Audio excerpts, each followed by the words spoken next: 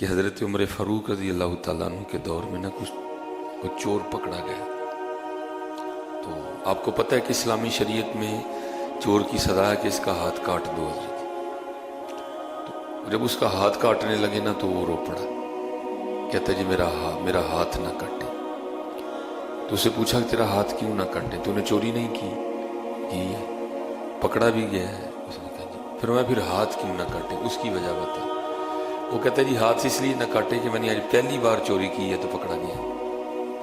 یہ اس نے عذر دیا آگے سے کہ ہوتا نا میں عادی چور ہوں, کئی بار پکڑا گیا, تو آج میں نے پہلی چوری کی اور میں پہلی بار ہی پکڑا گیا ہوں, مجھے اس لیے معاف کر دیں. تو دیکھو یہ یقین تھا حضرت عمر رضی اللہ تعالیٰ عنہ کے اپنے رب کی کریمی پر. ان کو یقین تھا اس بات پہ کہ وہ ستار العیوب ہے, وہ عیبوں پہ پردے ڈالتا ہے. کتنا یقین تھا کہ آپ اسے فرمانے لگے ہو تجھے شرم نہیں آتی, ایک چوری کرتا ہے اوپر سے جھوٹ بھی بولتا ہے. اور کرتا ہے حضور میں نے کیا جھوٹ بولا؟ آپ نے فرمایا تو جھوٹ بول رہا جی میں نے پہلی بار ہی چوری کی اور پکڑا گیا ہوں, تو اس لیے میرا ہاتھ نہ کاٹے, مجھے چھوڑ دے. وہ تو کتنا بڑا جھوٹا ہے, اوپر سے چور بھی اوپر سے جھوٹا بھی.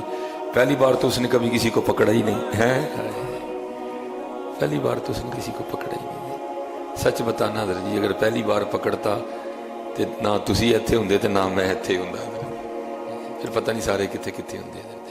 وہ تو بڑا معاف کرنے والا رب ہے, اور میں نے کہا اس کی معافی کا نظام بہت بڑا ہے حضرت, بہت بڑا معافی کا نظام اس کا. معافی منگی اپنے اللہ. اور جس دور میں سے حضرت ہم گزر رہے ہیں تو دور ہی بڑا اوکھا ہے حضرت, پیر پیر پہ گناہ منہ کھولے کھڑا ہے. آؤ حضرت اپنے اللہ کو لوں گی, جس کو اللہ بچائے پھر اس کو کوئی نہیں گمراہ کر سکتا. اپنے اللہ کے روئیے, اپنے اللہ کے گڑ گڑائیے, یا اللہ سانو بچا لے, یا اللہ سانو بچا لے. ہاں اگر ہم بچنا چاہتے ہیں تو اگر ہمارے ہی بچنے کا پروگرام نہیں تو پھر کیا کیا جا سکتا ہے؟ اگر ہمارا یہ حال ہو کہ اتو کو جو اور سانتے وچو کو جو اور سانتے, پھر کیا کیا جا سکتا ہے؟ وہ کس طرح بچاتا ہے؟ امام غزالی نے اس کو حکایت کی ہے. آپ فرماتے ایک بزرگ تھے تو انہوں نے خواب میں دیکھا کہ فرشتہ آسمان سے اترا ہے نیچے, ایک فرشتہ آسمان سے نیچے اترا ہے. تو وہ بزرگ جی ہے نا, وہ خواب ہی میں فرشتے کو پوچھتے ہیں کہ بھئی تو زمین پہ کیا کرنے آئے؟ اس نے کہا جی 2 کام. اس نے کہا وہ کیا؟ اس نے کہا ایک یہودی دریا میں نا جال لگا کے بیٹھا ہوا ہے, یہودی دریا میں جال لگا کے بیٹھا ہے, اور جال اس نے اس جگہ لگا لیا ہوا ہے جہاں مچھلی کوئی نہیں ہے. تو اللہ پاک نے مجھے بھیجا جا کہیں اور سے مچھلیاں پکڑ کے نا اس کے جال میں ڈال, اس سے پہلے کہ یہ ہمیں پکارے ہیں. ہاں جی حضرت جی, جا کہیں اور سے مچھلیاں پکڑ کے نا اس کے جال میں ڈال دے, اس سے پہلے کہ یہ ہمیں پکارے.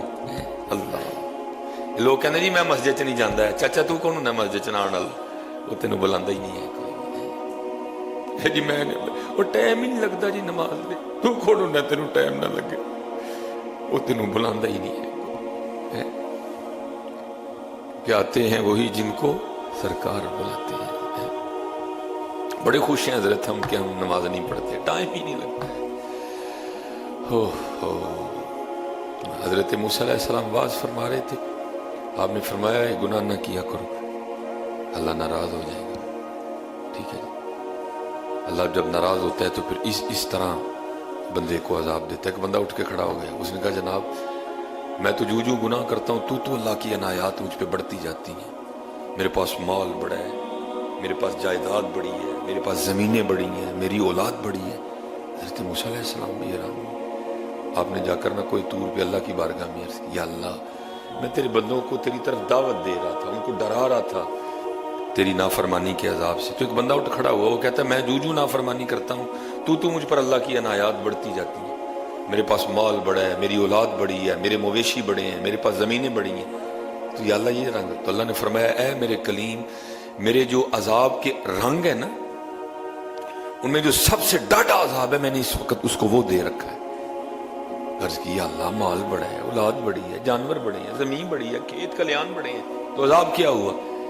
فرمایا کلیم منو وہ کو اپنا نام لین دی توفیق کھو لی, سب سے بڑا عذاب میں نے اس سے توفیق سجدہ چھین لی ہے, میرا سب سے بڑا. اور آج ہم بہت خوش ہیں, اور یہ ماشاءاللہ بڑی رحمت ہے اللہ پاک. تو اس کو رحمت کہتا ہے؟ رحمت اس پہ ہے جس کو توفیق سجدہ ملی. رحمت اس پہ ہے جس کو توفیق ذکر ہے، رحمت اس پہ ہے جس کو توفیق درود ہے. یہ کیا رحمت ہوئی ہے؟ اگر یہ رحمت ہوتی تو اللہ اپنے سارے انبیاء کو یہ عطا کرتا تھا. یہ ہم نے معیار ہی بدل دیا ہے. نہیں، رحمت اسی پہ ہے جو سجدے والا ہے، رحمت اسی پہ ہے جو ذکر و فکر والا ہے. یہ تو کچھ بھی نہیں بابا جی، اس کا تو حساب دینا جا کے آگے. اور قرآن بھی یہی کہہ رہا ہے.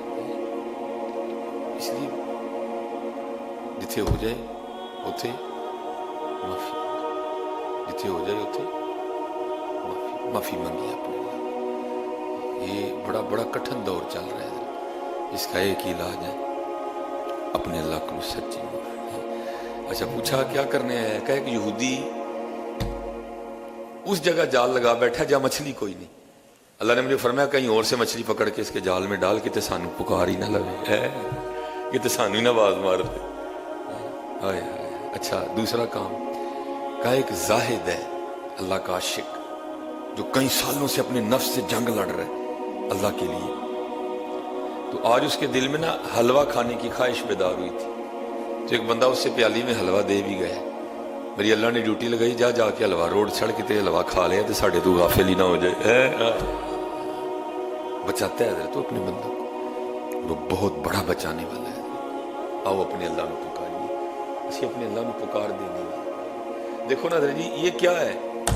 ابھی تو اللہ کا شکر ہے ہم اس ماحول میں وقت گزارے ہیں جہاں ابھی جسموں پہ کپڑے موجود ہیں. اقبال تو وہاں بھی ہو کے آیا تھا جہاں کپڑوں کا نام و نشان کوئی نہیں ہے. اور اقبال وہاں بھی جا کے کہتا ہے ہیرا نہ کر سکا مجھے جلوہ دانش افرنگ. اقبال تو وہاں ہو گیا جہاں کپڑوں کا نام و نشان ہی کوئی نہیں ہے. تو کیا کہتا ہے؟ ہیرا نہ کر سکا مجھے جلوہ دانش افرنگ، سرما ہے میری آنکھ کا خاک مدینہ و نجف. یہ سرما آج بھی مل رہا ہے، یہ روحانی سرما آج بھی مل رہا ہے. لیکن لبدہ سرگی، یہ لبدہ سرگی جو سرگی